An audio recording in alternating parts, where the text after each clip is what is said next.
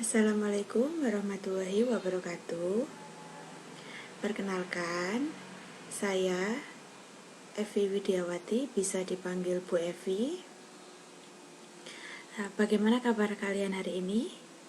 Ya, pastinya baik. Dan untuk pertemuan kali ini, kalian akan bertemu dengan saya seterusnya pada materi teori kejuruan. Nah, untuk teori kejuruannya di sini membahas tentang beberapa materi tentang kelistrikan. Seperti contoh yaitu materi dasar DLE, PDE, instalasi penerangan. Nah, jadi teori kejuruan ini membahas dasar-dasar dari kelistrikan, dan untuk kalian yang tingkatan kelas 10 cukup 3 mata pelajaran itu tadi. Nah, untuk teori kejuruan ini kalian cukup pertemuan dengan Bu Evi, yaitu tentang materinya mengenai teori saja. Untuk prakteknya nanti kalian akan bertemu dengan guru-guru lain sesuai dengan mata pelajarannya, yaitu pembelajaran di bengkel. Nah, sebelum lanjut ke materi, sebaiknya kita terlebih dahulu harus berdoa agar materi yang akan Ibu jelaskan hari ini dapat diterima dengan baik. Oke. Untuk berdoa dipersilahkan. Selesai. Nah, sebelum masuk ke materi lagi, kalian, Ibu harap menyiapkan peralatan tulis untuk mencatat materi yang akan Ibu jelaskan. Sudah? Ya. Lanjut ke materi. Untuk teori kejuruan di sini, materi pokok yang akan kita bahas pada semester ini meliputi teknik dasar listrik, hukum-hukum kelistrikan, rangkaian listrik, pengukuran listrik, dan komponen pengendali elektromagnetik. Untuk pertemuan pertama kali ini kita akan belajar tentang teknik dasar listrik. Ya. Nah, kita masuk pada konsep listrik. Jadi ini merupakan materi dasar yang perlu kalian kuasai untuk ke materi-materi selanjutnya. Konsep dasar listrik. Listrik adalah aliran muatan positif dan muatan negatif yang mengalir pada sebuah penghantar atau kabel dalam suatu rangkaian.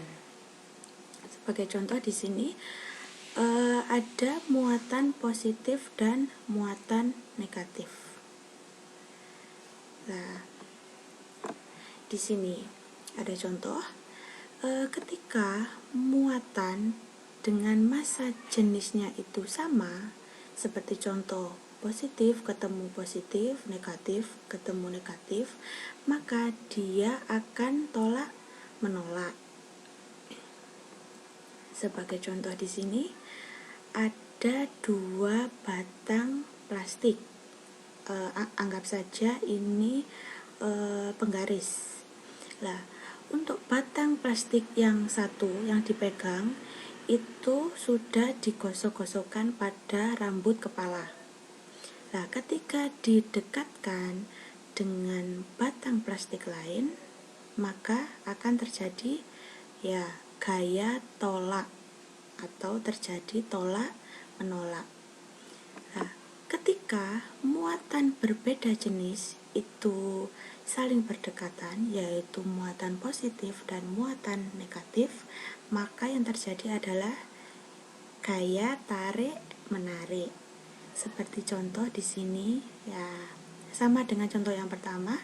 Di sini batang plastik yang sudah digosokkan ke rambut kepala didekatkan dengan potongan potongan kecil dari kertas, nah, maka kertas akan menempel dengan batang plastik. Nah, untuk konsep listrik ini, contoh kedua ini, kalian mungkin sudah pernah mempraktekannya pada mata pelajaran fisika. Pasti masih ingat kan? Nah, kita masuk ke besaran listrik. Sebelum kita masuk ke besaran-besaran listrik, kita perlu tahu besaran itu apa sih? Ya, besaran itu segala sesuatu yang dapat dihitung, yang dinyatakan dengan angka atau nilai, dan semua besaran sudah pasti mempunyai satuan. Jadi dia itu dinyatakan dengan angka dan dia juga mempunyai satuan. Nah, kita masuk ke besaran listrik. Besaran listrik di sini dia merupakan besaran yang ada dalam kelistrikan. Ya, namanya saja sudah besaran listrik. Berarti dia adalah besaran yang ada di kelistrikan. Seperti contoh di sini ada tegangan, arus, dan tahanan. Nah, tadi kan dia juga mempunyai satuan lah. Di sini ada beberapa contoh satuan-satuan. Pada besaran listrik ada volt, ada farad, ada ohm, ada ampere, ada joule, dan sebagainya. Nah, ini merupakan satuan-satuan dari besaran listrik. Nah, kita masuk ke macam-macam besaran listrik. Nah, di sini sudah Ibu berikan contoh. Di sini ada nama-nama besaran listrik serta formula. Formula maksudnya di sini adalah bisa disebut kalau misalkan tegangan itu dia dengan formulanya itu biasanya V. Jadi kalau misal ada soal V diketahui V 100 volt, berarti V itu adalah besaran dari tegangan, besaran listrik tegangan. Nah, di sini ada contoh besaran, terus formulanya dari besaran listriknya dan satuan. Sebagai contoh di sini, tegangan. Dia formulanya biasanya adalah V dan satuannya adalah volt. Nah, volt di sini keterangannya biasanya disingkat dengan V. Terus ada arus. Arus itu formulanya adalah I. Terus satuannya adalah ampere. Ampere, dan untuk keterangan satuannya biasanya bisa disingkat dengan A. Lah, begitupun seterusnya dari hambatan. Lah, kalian pasti bingung. Tadi di contoh besaran kan tahanan, di sini kok hambatan. Lah, jadi untuk tahanan itu bisa disebut juga dengan hambatan. Jadi kalian tidak usah bingung. Terus ada daya, ada frekuensi, ada energi, ada muatan. Mungkin beberapa besaran di sini kalian pernah tahu atau pernah belajar. Nah, selanjutnya kita masuk ke rumus-rumus. Ya, di sini ada rumus.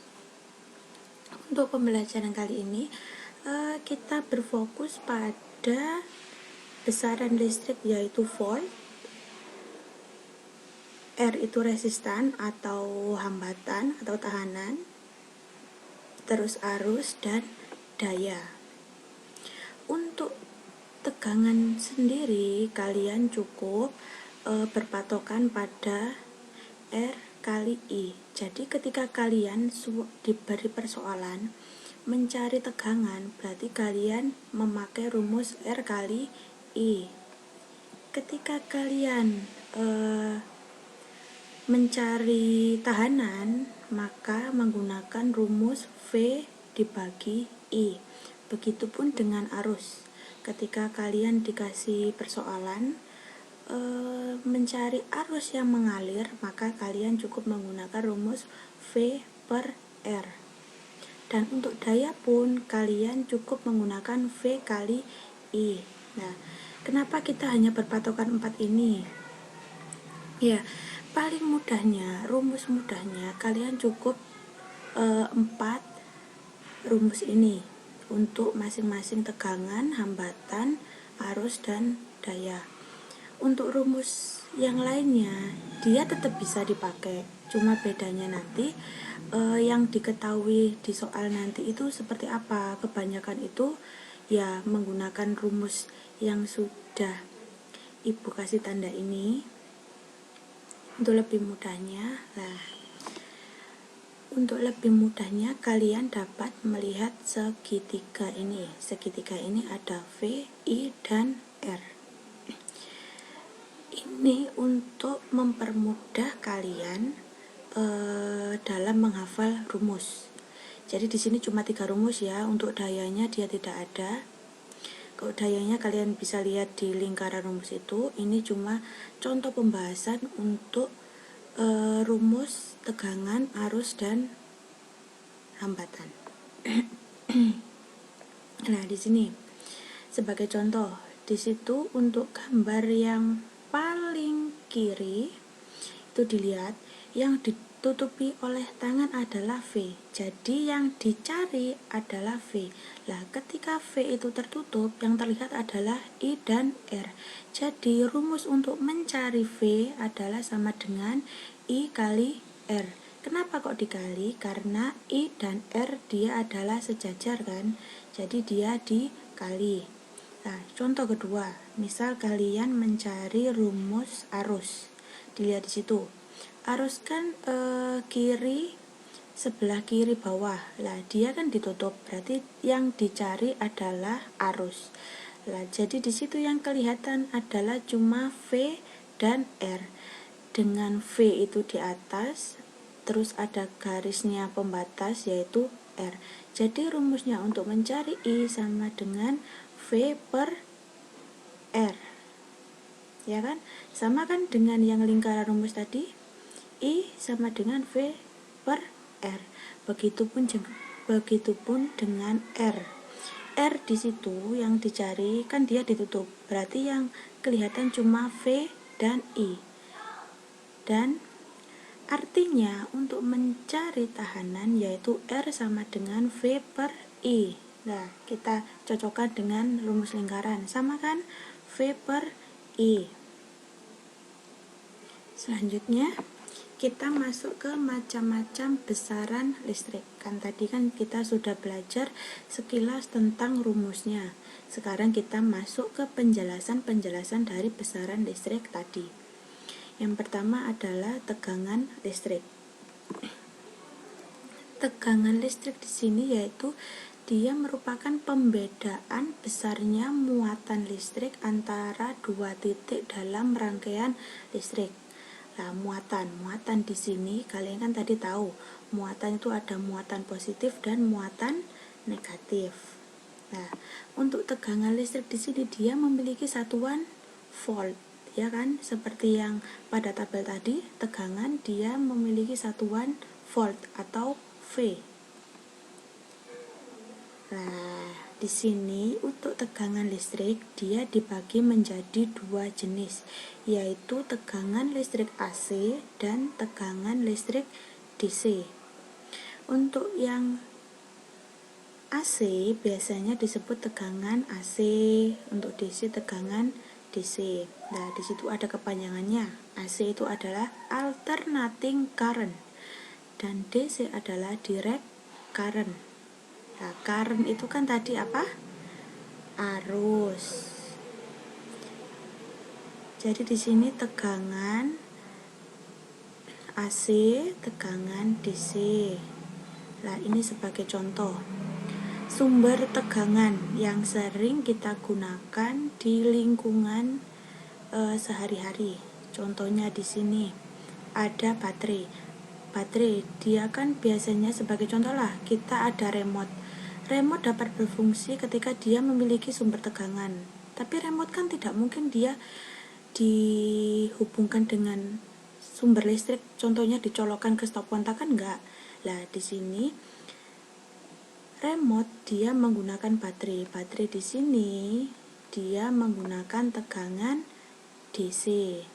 Yaitu jadi dia mempunyai kutub positif dan negatif. Begitupun di situ ada gambar adaptor.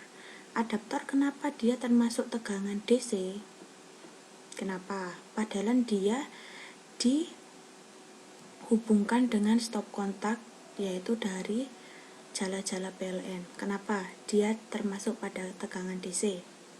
Nah, di sini perlu kalian tahu, untuk adaptor, biasanya kan contoh adaptor HP. HP kita kan itu komponennya kan elektronika, komponennya arus kecil.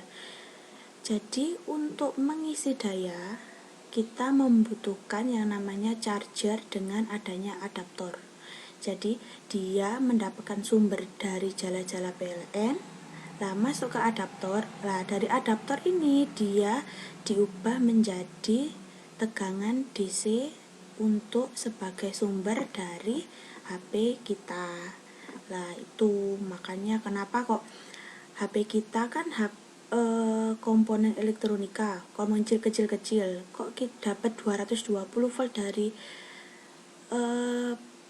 rumah PLN stop kontak itu, kenapa kok tidak rusak atau tidak kebakaran? Karena dia menggunakan adaptor. Adaptor ini mengubah tegangan AC menjadi tegangan DC. Makanya dia di sini termasuk pada tegangan DC. Terus di sini ada tegangan AC. Kalian pasti sering tahu tegangan AC. Tegangan AC itu apa sih? Tegangan AC itu dia tidak memiliki kutub positif maupun negatif. Dia di sini tegangan AC dari tegangan bolak-balik arus. Tegangan bolak-balik itu dia hanya menggunakan fasa dan netral. Sebagai contoh di sini seperti tegangan di rumah kita, yaitu tegangan dari jala-jala PLN, itu termasuk pada tegangan AC.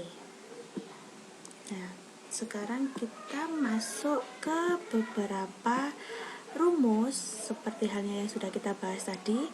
Kan tadi untuk tegangan ada 3 rumus, tapi kita cukup berfokus pada yang rumus pertama, yaitu V sama dengan I kali R. Nah, di sini keterangannya, V itu adalah tegangan, satuannya volt, I adalah arus, satuannya ampere, R adalah tahanan atau hambatan, satuannya ohm, P adalah daya, satuannya watt. Di sini ada contoh perhitungan. Di sini Ibu kasih persoalan. Sebuah arus listrik 2 ampere mengalir pada sebuah kawat penghantar dengan hambatan 6 ohm. Berapakah nilai tegangan atau beda potensial yang digunakan? Nah, di sini dapat dilihat pada soal diketahui ada ampere, berarti ada arus, dan ada 6 ohm, berarti dia adalah hambatan. Jadi di sini diketahui arus sama dengan 2 ampere dan hambatan sama dengan 6 ohm. Ya, yang ditanya adalah berapa nilai tegangan, berarti ditanyanya adalah tegangan atau V. Nah, jawabannya adalah V sama dengan I kali R, ya kan? Sesuai dengan rumus yang pertama, I kali R 2 kali 6 sama dengan 12. Jadi tegangannya adalah 12 volt.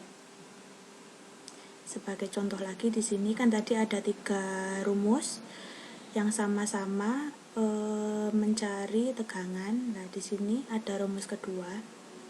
Sebuah setrika memiliki daya 20 watt dengan arus yang mengalir sebesar 1, ampere. Berapakah nilai tegangan? Nah, sama kan, yang dicari adalah nilai tegangannya atau voltnya. Tapi yang diketahui di sini adalah ampere dan daya. Padahal rumus yang pertama tadi kan harusnya V sama dengan I kali R, yaitu diketahuinya arus dengan hambatan. Tapi di sini diketahuinya daya, berarti kita pakai rumus yang satunya. Ya, di sini diketahui P dan arus tegangan. Nah, jawabannya adalah kita menggunakan rumus V sama dengan P dibagi I. Jadi daya 20 dibagi 1,5 ampere. Jawabannya adalah 13,3 volt. Nah, di sini ada contoh lagi. Beda dengan contoh yang pertama dan kedua, di sini contoh yang ketiga diketahuinya adalah daya dan hambatan. Yang dicarinya tetap dia mencari tegangan. Nah, jadi di sini jawabnya dia menggunakan rumus yang akar P kali R. Dan hasilnya adalah 9,49 volt. Nah, dari 3 contoh ini, Ibu kasih contoh dari 3 rumus tadi agar kalian tidak bingung. Tapi kalian cukup mungkin sebagai patokan adalah yang contoh soal yang pertama, yaitu V I kali R. Kalau untuk contoh yang kedua dan ketiga ini cuma untuk referensi kalian, contoh kalian, kapan kalian menggunakan rumus V sama dengan P per I dan V sama dengan akar P kali R. Selanjutnya, masuk pada arus listrik. Arus listrik di sini adalah banyaknya muatan listrik yang mengalir dalam suatu penghantar dalam rangkaian listrik per satuan waktu. Jadi sini banyaknya muatan positif dan negatif yang mengalir pada kabel listrik dalam suatu rangkaian listrik. Nah, untuk arus listrik di sini dia memiliki satuan ampere atau A. Nah, sekarang kita belajar tentang arah arus listrik. Arah arus listrik itu dia mengalir dari suatu konduktor atau suatu penghantar kabel, biasa disebutnya, dari potensial tinggi ke potensial rendah.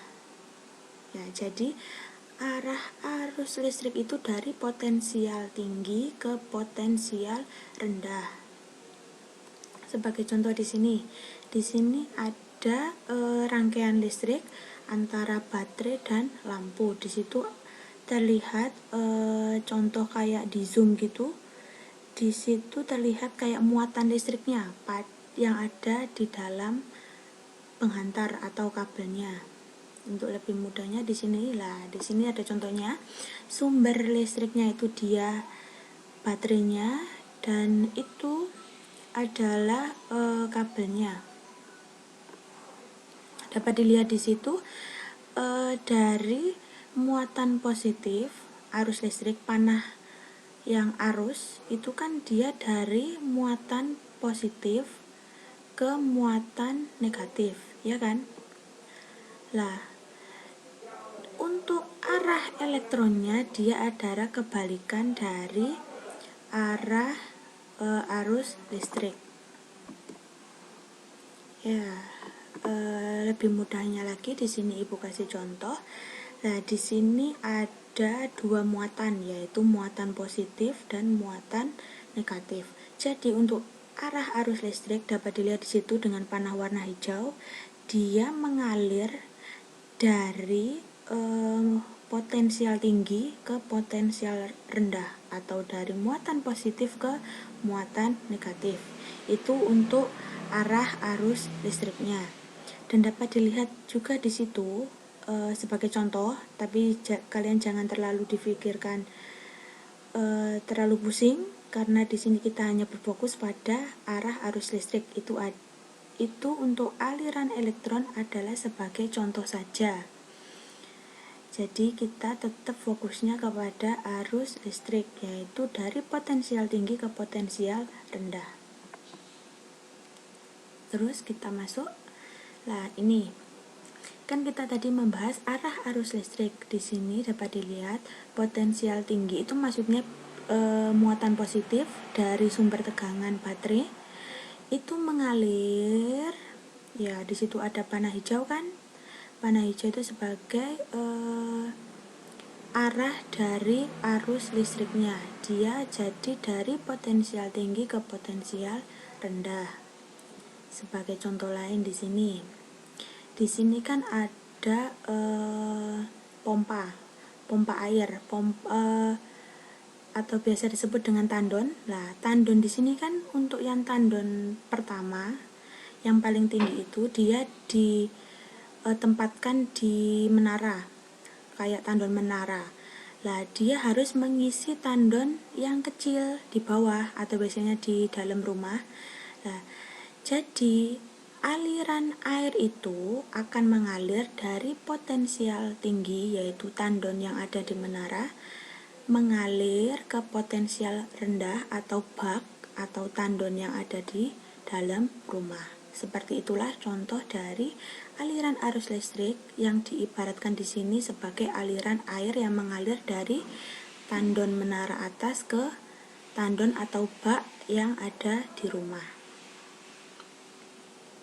Nah, untuk lebih mudahnya lagi di sini Ibu kasih contoh. Di sini ada potensial tinggi, arah arusnya ke potensial rendah. Kenapa di situ sama-sama muatan positif tapi kok arah arusnya ke kanan? Karena dapat dilihat di situ, muatan positifnya pada potensial tinggi itu ada berapa? Ada 7, sedangkan yang di potensial rendah dia ada 5. Jadi meskipun di situ muatannya sama-sama positif, tapi dia tetap arah arusnya dari potensial yang tinggi ke potensial yang rendah. Contoh juga yang bawahnya itu ada muatan negatif. Ya, muatan negatif di situ juga begitu.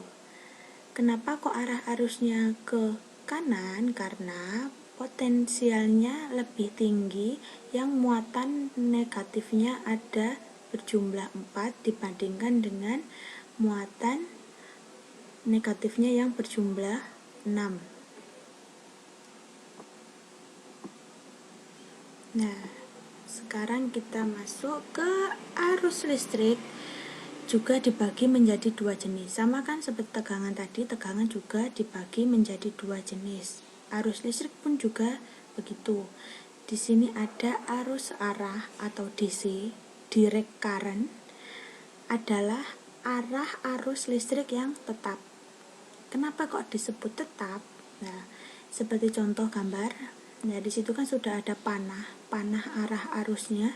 Kenapa kok dia tetap? Karena untuk arus listrik DC atau searah, dia itu dari kutub positif menuju ke kutub negatif. Sama halnya kayak tadi, arah arus listriknya dari potensial tinggi ke potensial rendah. Yang kedua di sini ada arus listrik bolak-balik atau AC, alternating current. Adalah arah arus listriknya dia seringnya itu berubah-ubah. Kenapa dia berubah-ubah? Nah, dia berbeda dengan yang arus DC.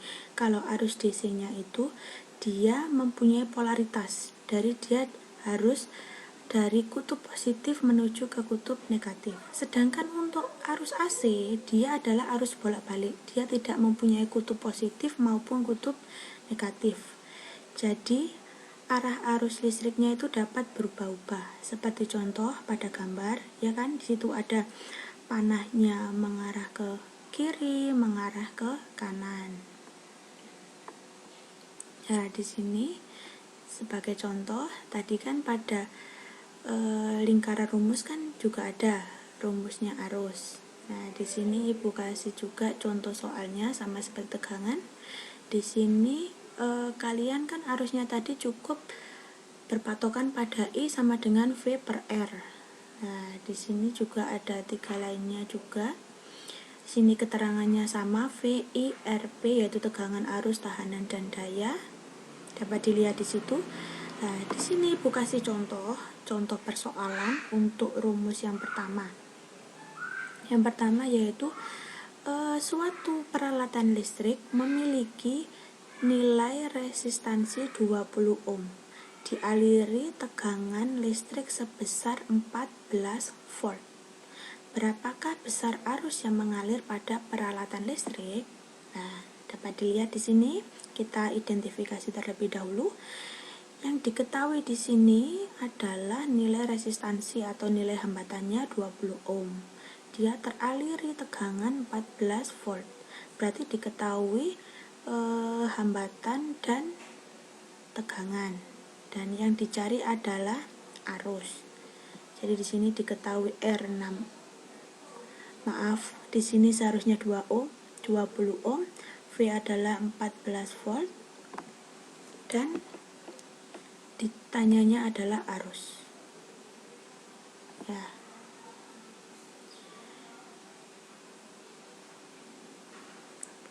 Nah, di sini maaf, di sini Ibu ada kekeliruan soal. Soalnya ternyata di sini soalnya benar, tapi untuk jawabannya dan diketahuinya di sini salah. Kita lanjut ke contoh soal kedua. Nah, di sini sebuah kipas angin memiliki daya 20 watt dengan dialiri tegangan 220 volt. Berapakah besar arus yang mengalir pada peralatan listrik? Ya, sama. Ini kita masuk ke rumus yang kedua. Jadi diketahui yaitu daya dan tegangan, yang dicari adalah arus. Maka jawabannya adalah I sama dengan P per V, yaitu 200 watt dibagi 220. Jawabannya adalah 0,9 ampere. Terus di sini ada sebuah televisi memiliki daya 250 dengan hambatan 20 ohm. Berarti di sini diketahuinya itu daya dan hambatan.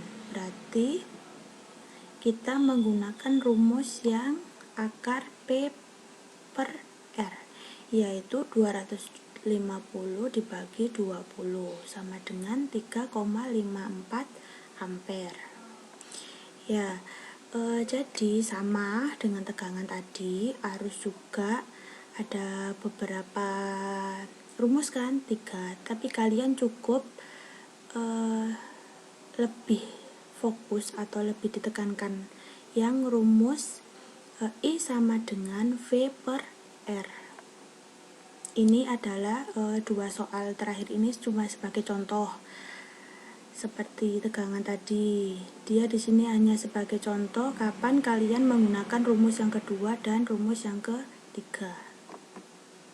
Kita masuk ke tahanan listrik atau hambatan listrik. Dia di sini adalah kemampuan suatu bahan atau benda untuk menghambat atau mencegah aliran listrik. Ya, atau di sini dia digunakan untuk mengendalikan besaran arus yang masuk pada rangkaian listrik. Jadi kalau tegangan dan arus dia kan berbanding lurus. Beda dengan hambatan. Hambatan dengan arus dia berbanding terbalik. Jadi hambatan di sini dia berfungsi untuk mengendalikan besaran arus yang melewati pada hambatan atau kabel. Nah, di sini hambatan listrik memiliki satuan ohm. Ya, ada beberapa faktor besaran hambatan listrik pada penghantar. Jadi di sini kita memilih contoh hambatan pada kabel atau penghantar yang sering kita gunakan. Yang pertama yaitu jenis bahan. Nah, untuk kabel biasanya kan dia jenis bahannya adalah menggunakan tembaga, karena tembaga itu nilai hambatannya lebih rendah dari baja. Terus suhu, jadi semakin tinggi suhu akan mengakibatkan semakin besar nilai hambatannya. Nah, faktor yang ketiga adalah panjang penghantar. Jadi semakin panjang penghantar atau benda yang dialiri arus listrik, maka akan semakin besar tahanan atau hambatannya. Yang keempat yaitu luas penampang. Luas penampang itu maksudnya diameternya. Jadi semakin kecil diameter benda, maka akan semakin besar tahanannya atau hambatannya. Kita kasih contoh di sini. Nah, di sini ada contohnya. Seperti gambar yang tadi, di sini kita contohnya yaitu aliran air. Jadi aliran air dari A ke B, dari posisi yang tinggi ke posisi yang rendah. Di sini dari dua gambar ini ada perbedaan, yaitu dari besarnya pipa, ya kan? Besarnya pipa. Atau di sini bisa disebut yaitu luas penampang. Jadi semakin kecil pipanya, maka semakin besar hambatannya. Sebagai contoh di sini dapat lihat. Ketika gambar A, di situ pipanya lebih besar, maka aliran airnya itu lebih besar. Tapi ketika pipanya lebih kecil atau diameternya lebih kecil, lah terlihat aliran airnya lebih kecil, jadi dia lebih terhambat karena di situ pipanya lebih kecil. Nah, begitulah contoh atau perumpamaan dari hambatan.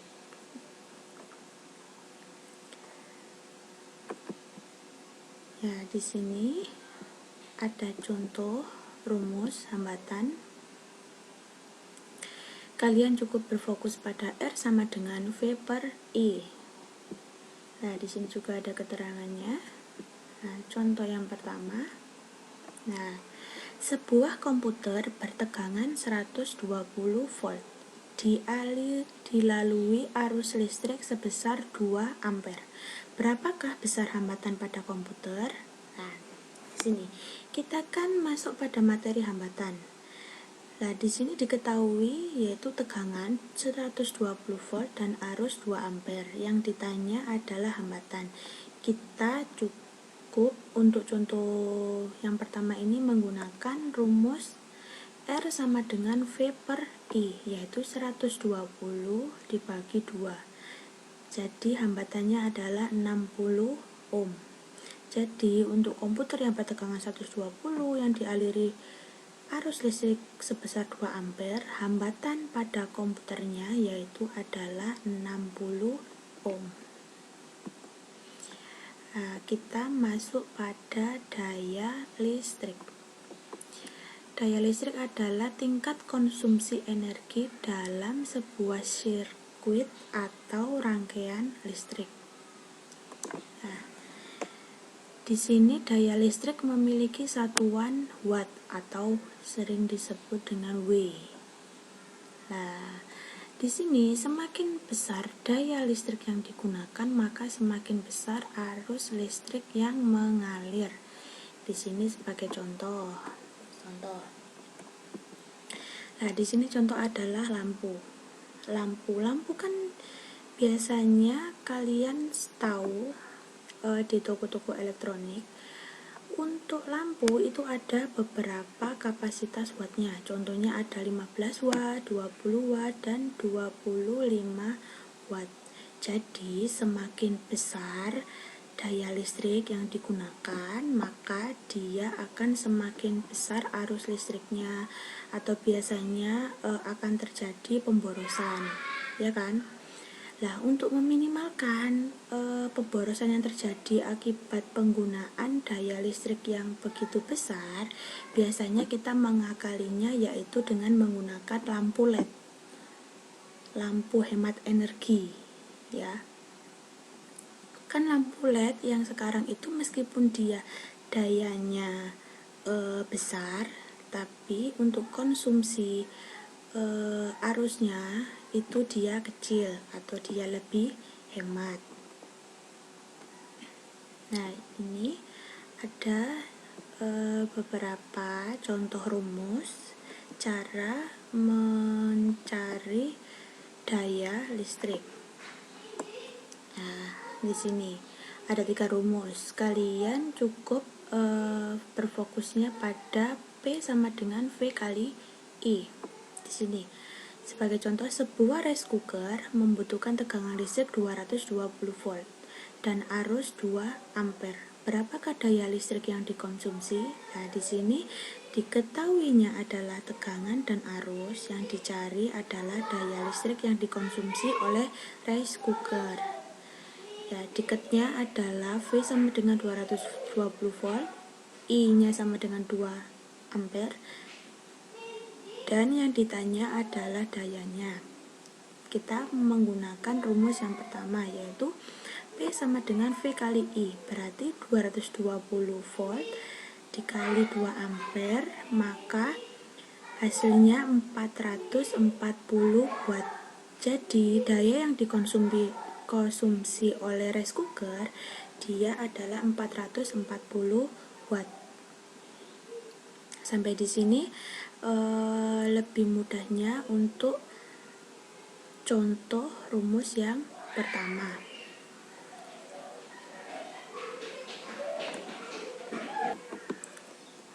Ya, selanjutnya adalah energi listrik. Energi listrik adalah besarnya usaha dalam memindahkan muatan persatuan waktu atau energi yang dihasilkan oleh arus listrik dari pergerakan muatan pada konduktor. Jadi di sini maksudnya adalah energi yang dihasilkan dari pergerakan muatan positif ke muatan negatif tadi, yang menghasilkan arah aliran arus listrik pada kabel listrik atau konduktor. Nah, untuk energi listrik di sini memiliki satuan joule atau sering disingkat J. Nah, sebagai contoh, di sini ada lampu.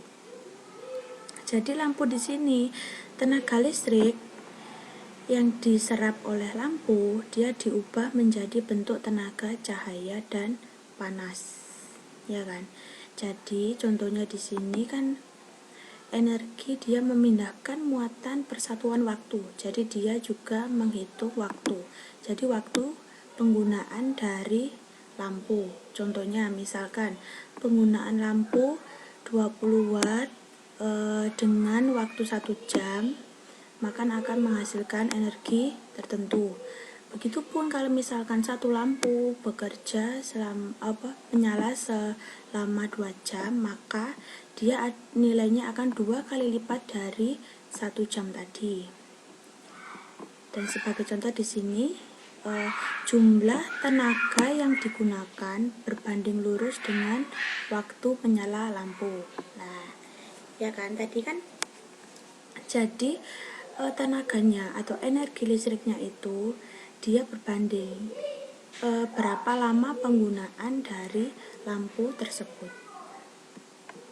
Dan sebagai contoh di sini juga ada 3 rumus dengan keterangan.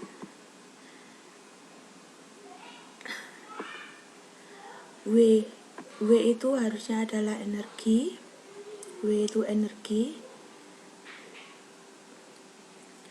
V itu adalah arus, I hambatan, P daya, T waktu, Q adalah muatan. Sebagai contoh di sini, sebuah solder listrik bertegangan 120 volt dialiri arus listrik sebesar 3 ampere. Berapakah energi kalori yang dihasilkan solder setelah penggunaan 5 menit? Jadi di sini diketahui solder listrik itu kan bertegangan 120. Dia teraliri arus listriknya 3 ampere. Nah, dengan penggunaan solder listrik itu selama 5 menit. Jadi yang ditanyakan di sini berapa energi kalor yang dihasilkan setelah penggunaan 5 menit dari solder listrik. Diketahui di sini V adalah 120, I-nya 3 ampere, T-nya T kan tadi di keterangan situ dia satuannya adalah second atau detik. Jadi waktu solder listrik itu dia 5 menit, berarti kan 1 menit 60 detik. Berarti di sini 5 dikali 60, hasilnya adalah 300 detik. Yang ditanya di sini adalah energi atau W. Jawabnya yaitu menggunakan rumus yang pertama, W sama dengan V kali I kali T, yaitu menghasilkan 120 kali 3 kali 300, yaitu 108.000 Joule. 108.000 Joule dia bisa disederhanakan menjadi 108 kilojoule. Nah, setelah materi yang dibahas tadi, kita kan sudah membahas tentang tegangan. Tegangan satuannya adalah volt, yaitu dengan rumus V sama dengan I kali R. Terus tadi kita sudah membahas tentang arus listrik. Arus listrik dia satuannya adalah ampere. Rumusnya adalah I sama dengan V per R. Lalu ada juga tahanan atau hambatan yaitu R. Satuannya adalah ohm. Rumusnya adalah V per I. Terus ada juga daya. Rumusnya adalah V kali I dengan satuan watt. Dan yang terakhir kita membahas tentang energi listrik. Energi yang dihasilkan dari suatu peralatan listrik dengan rumus V kali I kali T, atau W sama dengan P kali T dengan satuan Joule. Nah, setelah membahas beberapa materi tadi, kita masuk pada penugasan. Jadi di sini tugas yang harus kalian kerjakan yaitu yang pertama adalah buatlah rangkuman materi teknik dasar listrik yang sudah dijelaskan tadi.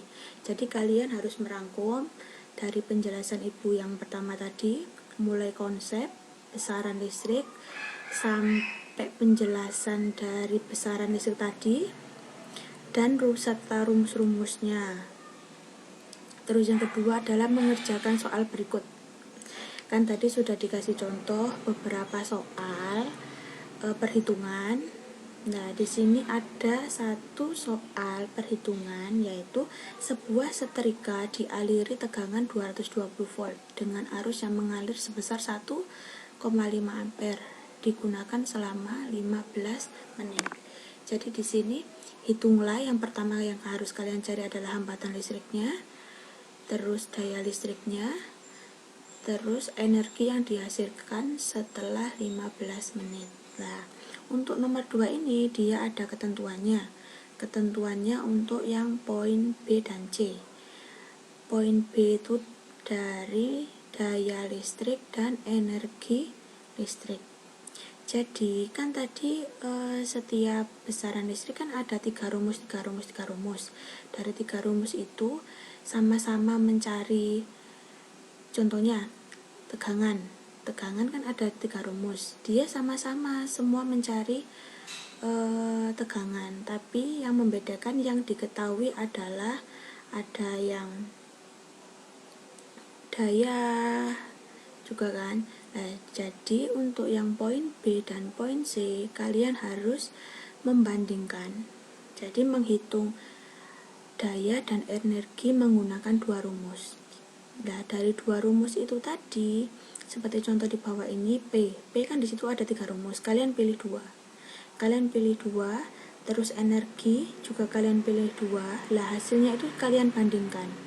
Kalau misalkan jawabannya itu sama atau mendekati, itu berarti benar. Kalau misalkan beda, berarti ada pekerjaan kalian yang salah. Nah, mungkin cukup itu yang materi yang ibu jelaskan hari ini. Saya akhiri. Wassalamualaikum warahmatullahi wabarakatuh.